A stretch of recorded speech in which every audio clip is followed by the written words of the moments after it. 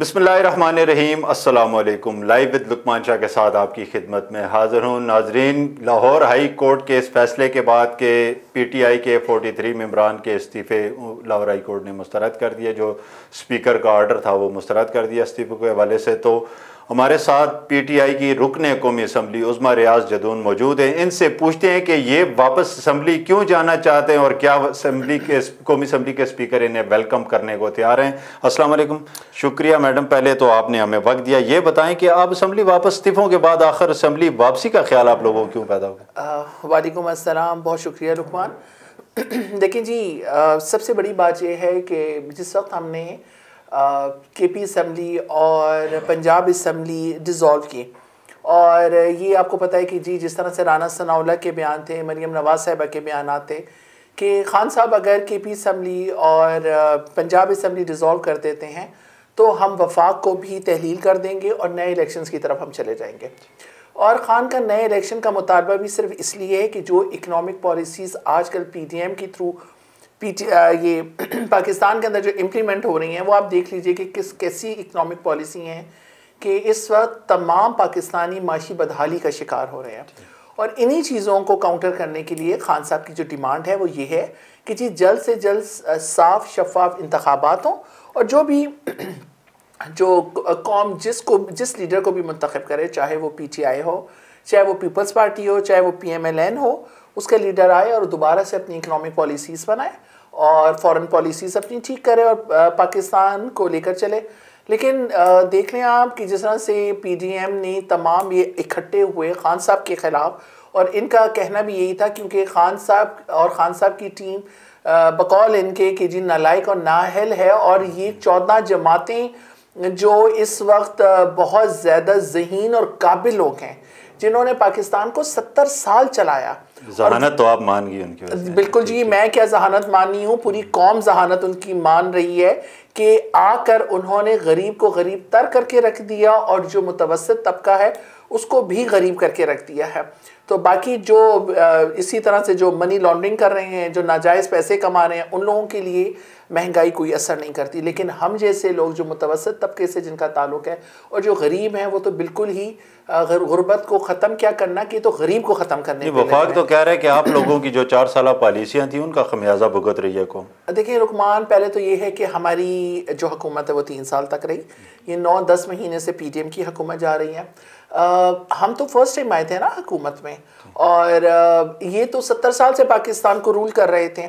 IMF से पहले मुआहिदा कोई खान साहब ने तो नहीं किया ना, इन्हीं के किए हुए मुआहिदों को लेकर खान साहब चले थे, और उसके अंदर उन्होंने ये कोशिश की थी कि IMF पे कम से कम इन्हिसार किया जाए, एक्सपोर्ट बढ़ाई जाए पाकिस्तान की, इंपोर्ट कम की जाए, सनती सेक्टर को डेवलप किया जाए, एग्रीकल्चर सेक्टर को डेवलप किया जाए, कंस्ट्रक्शन के सेक्टर को डेवलप किया जाए, लोगों के अंदर लोगों के बिजनेसेस सेटल किए जाए। उसके लिए मुख्तलिफ इन्होंने नौजवानों के लिए प्रोग्राम बनाए, सारा वो सब आपके सामने। और आपने देखा इतने नामुनासिब हालात के बावजूद, देखिए जी 3 साल में 1 साल जो पाकिस्तान का जो माशी हाल था वो आप सबको पता है कि किस तरह से 2 महीने के सिर्फ रिजर्व मौजूद थे, और उसमें किस तरह से खान साहब ने उस डूबती हुई इकॉनमी को संभाला, और संभालने के बाद फिर उन्होंने जिस तरह से पाकिस्तान को टेक ऑफ पोजीशन में लेकर गए, टेक ऑफ होने ही लगे थे कि देखें हमारी GDP 6% पे चली गई थी, हमारी एक्सपोर्ट बढ़ गई थी, हमारी इंपोर्ट कम हो गई थी, एग्रीकल्चर सेक्टर के अंदर बम्पर क्रॉप्स हुई हैं जी, सनती जो सेक्टर था हमारा, जितने इंडस्ट्रियल सेक्टर के अंदर देखें डेवलपमेंट कितनी थी, मुख्तलिफ इंडस्ट्रीज लग रही थी, मजदूरों को नौकरियां मिल रही थी, सब काम हो रहा था। लेकिन फिर फिर उसके बाद 2 साल देख लें जी, कोरोना रहा, और कोरोना वो जिससे पूरी दुनिया की मईशत को तबाह किया, जो डेवलप कंट्रीज आपको पता है कि वो तबाही के दाने तक आ गई थी। उस मौके के ऊपर भी खान साहब ने अपनी बेहतरीन पॉलिसीज अपनाई और पाकिस्तान की इकॉनमी को गिरने से बचाया, जिसको इंटरनेशनल फोरम पे भी बहुत ज़्यादा प्रेज़ किया गया, ये आप सबको पता है। लेकिन फिर वही साइफर और एक साजिश हुई, साजिश के तहत खान साहब को उतारा गया। उसके बाद ये ज़हीन और काबिल तरीन लोग आए, और वो काबिल तरीन लोग जो 10 रुपये पेट्रोल की महंगा होने के ऊपर कहते थे, मरियम औरंगज़ेब साहिबा का बयान है कि इनकी रूह नहीं कांपी, इनके दिल नहीं तड़पे कि इन्होंने किस तरह से एक गरीब आवाम के ऊपर 10 रुपया पेट्रोल बढ़ा दिया, जबकि हम उस वक्त पेट्रोल 120-25 का लेते थे और हम आवाम को 140-45 का दे रहे थे। जबकि अब जो पेट्रोल की कीमत है इंटरनेशनली उसकी जो प्राइस है वो घिर रही है। आज इंटरनेशनल लेवल के ऊपर जो पेट्रोल की प्राइस है वो 80 और 90 के ऊपर है, और ये क्या दे रही है 251। लेकिन हमें IMF का वफ्द पाकिस्तान में सुना, उनसे मुआहिदा भी तकरीबन मुआहिदे के करीब पहुंच चुके हैं। वज़ीर-ए-आज़म आज या कल मंजूरी भी दे देंगे। आपने समझते को हालात बेहतर हो जाएंगे? देखिए जी, अगर आप सख्त तरीन शराइत के ऊपर अगर आप IMF से मुआहिदा करते हैं तो उसका बर्डन किसके ऊपर जाएगा? उसका बर्डन गरीब आवाम के ऊपर जाएगा। और सबसे बड़ी बात यह है कि इस वक्त IMF भी इनके ऊपर ट्रस्ट नहीं कर रहा। जो वो फैक्ट्स एंड फिगर मांग रहा था, इन्होंने जो फैक्ट्स एंड फिगर उनको प्रोवाइड किए हैं वो ठीक नहीं है। वो उस पर भी IMF को एतराज़ है कि आपसे जो फैक्ट्स एंड फिगर मांगे जा रहे हैं वो भी आप गलत दे रहे हैं। ये तो समझते हैं कि जिस तरह से पाकिस्तान के अंदर झूठी सियासत करके कामयाब हो जाएंगे, इसी तरह ये इंटरनेशनल लेवल के ऊपर भी झूठ बोल के कामयाब हो जाएंगे। आप ये सोचें कि इस वक्त IMF की ये भी डिमांड है कि खान साहब की भी इंश्योरेंस दी जाए, खान साहब भी उस मुआहिदे के अंदर शामिल हों। लेकिन बात वही है कि पाकिस्तान के वकार के ऊपर, पाकिस्तान की सालमियत के ऊपर किस तरह से हम सौदा कर सकते हैं और किस तरह से हम इनके साथ बैठ सकते हैं। अच्छा, मैं पहले सवाल की तरफ फिर वापस आता हूँ कि परवेज़ इलाही समेत दीगर सीनियर रहनुमा भी मशवरा देते रहे खान साहब को कि असम्बलियों से इस्तीफ़ा न दें। अब आप लोग वापस क्यों जाना चाह रहे हैं? देखिए जी, सबसे इम्पोर्टेंट बात ये है कि राना सनाउल्लाह ने भी, मरियम नवाज साहिबा ने भी ये फरमाया था कि खान साहब पंजाब और KP असम्बली कभी भी डिसॉल्व नहीं करेंगे, क्योंकि उन्हें पता था कि जो शख्स हुकूमत पे आता है वो कभी भी अपनी हुकूमत को अपने हाथों से ख़त्म नहीं करता। नहीं, उन्होंने तो सियासी चाल चली, आप उस चाल में आ गए। देखिए, बात यह है कि खान साहब के जो दिल में है वही खान साहब की ज़बान पे भी है।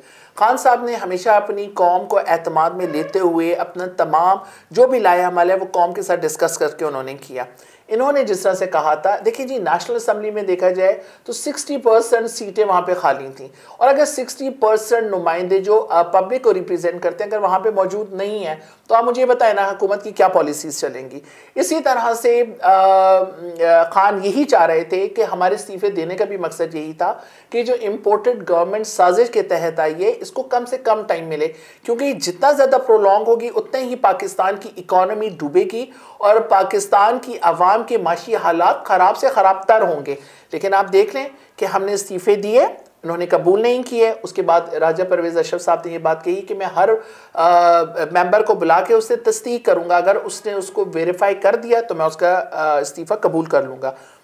और जब खान साहब को ये कहा गया कि अगर आपने KP असम्बली और आपने पंजाब असम्बली डिसॉल्व कर दी तो हम वफाक को भी डिसॉल्व करके नए इंतखाबात की तरफ चले जाएंगे। खान साहब ने उनकी बात को समझते हुए उन्होंने कहा ठीक है जी, क्योंकि नेशनल असम्बली में भी 60% सीटें खाली हैं, तो उन्होंने दोनों अपनी असम्बलियाँ तहलील की।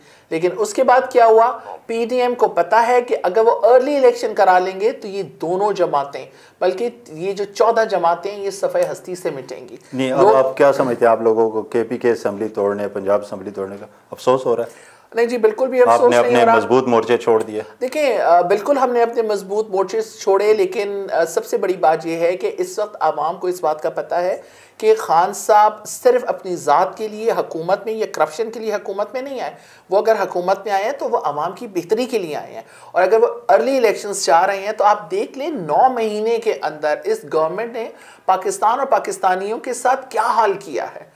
तो हमारा मकसद भी सिर्फ ये था कि इस हुकूमत को जल्द से जल्द ख़त्म किया जाए, और जो अवाम जिन लोगों को भी इलेक्ट करे, चाहे वो किसी भी पार्टी से हों, वो आए, अपना मंशूर लेकर आए, अपनी प्लानिंग लेकर आए, इकनॉमिक प्लानिंग अपनी लेकर आए, अपनी फॉरेन पॉलिसीज़ लेकर आए, और पाकिस्तान को तरक्की की राह पे लेकर चलें, और पाकिस्तान के लोगों के लिए और पाकिस्तान के लिए कोई बेहतर अमल इख्तियार कर सकें। आप क्या समझते हैं, अर्ली इलेक्शन हो जाएंगे?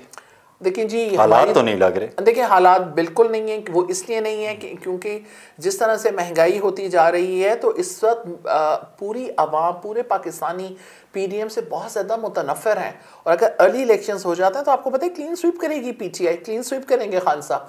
ये इस चीज़ से डरे हुए हैं कि इन्हें पता है कि अगर अर्ली इलेक्शंस हुए तो ये सारे सफ़े हस्ती से मिटेंगे। दैट्स वाई वो मुख्तलिफ हीले बहाने ढूंढ रहे हैं। एक आप लोगों का बयानिया आया था खान साहब दोबारा जितने ज़िमनी इलेक्शन हो रहे हैं उन पे सीटों पे खान साहब खुद इलेक्शन लड़ेंगे, फिर इस बयानिए से आप लोग वापस क्यों चले गए? देखें, बात यह है कि जब शुरू में 11 सीटें खाली की गई थी तो खान साहब ने कहा था, और मैं चाहती भी ये हूँ और आवाम की भी डिमांड ये होना चाहिए कि जिस तरह से खान साहब खुद एज ए लीडर आए और उन्होंने इलेक्शन कॉन्टेस्ट किया, और आप देखें कि आवाम ने उनको कितनी हैवी उनको सपोर्ट किया और वो किस तरह से इलेक्ट करवाया लोगों ने उन्हें।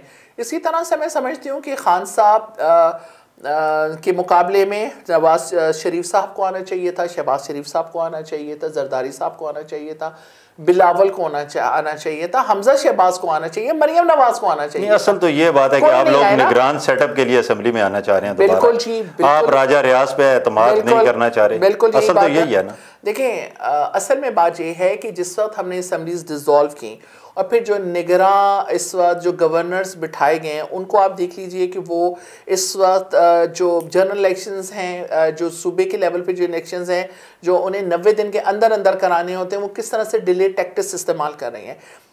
उस बेसिस के ऊपर खान साहब ने ये सोचा कि अगर हमने नेशनल असम्बली के अंदर भी राजा रियाज जैसे शख्स को अपोजिशन लीडर के तौर पे छोड़ दिया तो कल उसने जो इंटरिम गवर्नमेंट आती है उसके अंदर जिस शख्स को ये लोग सिलेक्ट करते हैं तो वो जाहिर है पीटीआई के भी खिलाफ होगा और पाकिस्तान के भी खिलाफ होगा। तो दैट्स वाई जी खान साहब ने बिल्कुल कहा है कि हम लोगों को वापस असम्बली में जाना चाहिए और हमें लीडर ऑफ अपोजिशन चेंज करना चाहिए और उसके बाद हमें इंटरिम सेटअप की तरफ जाना चाहिए और मिल के एक शख्स खान साहब का एक बयान आया है कि इस दफ़ा टिकट मुखलस लोगों को दिया जाएगा। 2018 में जो एटीएम मशीनें थी जिनको एटीएम मशीनें कहा जा रहा था, क्या वो सब मुस्तरद हो जाएंगे इस दफ़ा? देखें लुकमान, सबसे इम्पोर्टेंट बात यह है कि जब खान साहब ने शुरू में पीटीआई बनाई तो उन्होंने तमाम जो टिकट्स थे वो डॉक्टर्स, इंजीनियर्स और पढ़े लिखे तबके को दिए थे, लेकिन लोगों के माइंड बनाने के लिए और बताने के लिए तमाम सिचुएशंस में से खान साहब गुज़रे।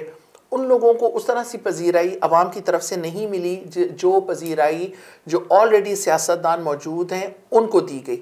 तो जाहिर है खान साहब ने ये भी देखा कि किस तरह से लोग आके यहाँ पे अपनी जेबों के लिए तो काम करते हैं, अपनी जेबें भरने का तो काम करते हैं, लेकिन वो अवाम और पाकिस्तान के लिए नहीं सोचते हैं।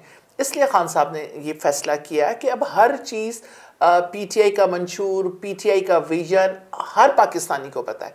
तो इसीलिए खान साहब ने इस दफ़ा कहा है कि वो हर जो मुखलिस शख्स है, जो ईमानदार शख्स है, जो पाकिस्तान और पाकिस्तानियों के लिए काबिल कबूल है, जो ईमानदार बंदा है, उसको जी इंशाअल्लाह ताला खान साहब टिकट देंगे। और मुझे उम्मीद है कि अब वो जो रिवायती सियासतदान हैं जो सिर्फ अपने लिए और अपनी फैमिली के लिए सियासत करते हैं उनको लोग भी मुस्तरद करेंगे और नए लोगों को आजमाएंगे। अच्छा, कबल अज़ वक्त इलेक्शन अगर नहीं होते, कबल अज़ वक्त को तो छोड़ें, वक्त पे भी इलेक्शन होते नज़र नहीं आ रहे, पीटीआई की हिकमत अमली क्या होगी? देखें जी, हमारा इस वक्त नेशनल असम्बली में वापस जाने का मकसद भी यही है ताकि हम अपना अपोजिशन लीडर जो है हम खुद इलेक्ट करें और उसके बाद जो बाकी है तो जिस तरह से बाहर अवाम के साथ मिलकर हम हुकूमत के ऊपर प्रेशर डाल रहे हैं, इस तरह से असम्बली में बैठ के भी हुकूमत के ऊपर प्रेशर डालें और अर्ली इलेक्शंस की कोशिश करें।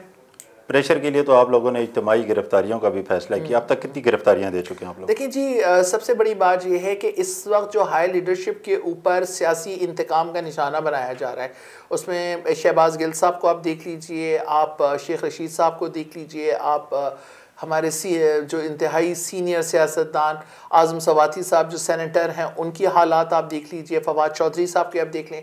तो इन बेसिस के ऊपर खान साहब ने ये डिसाइड किया कि बिल्कुल जी हम इज्तिमाई गिरफ्तारियाँ देंगे और जेल भरो तहरीक चलाएँगे कि अगर आपने जेल भरनी है तो ठीक है, फिर आप इस तरह से भरें। तमाम पीटीआई की हाई लीडरशिप को भी जेल में डालिए और तमाम जो उनके वोटर सपोर्टर्स हैं उनको भी डालिए। फिर आपके मुख्तलिफ लीडर जमानतें क्यों करा रहे हैं?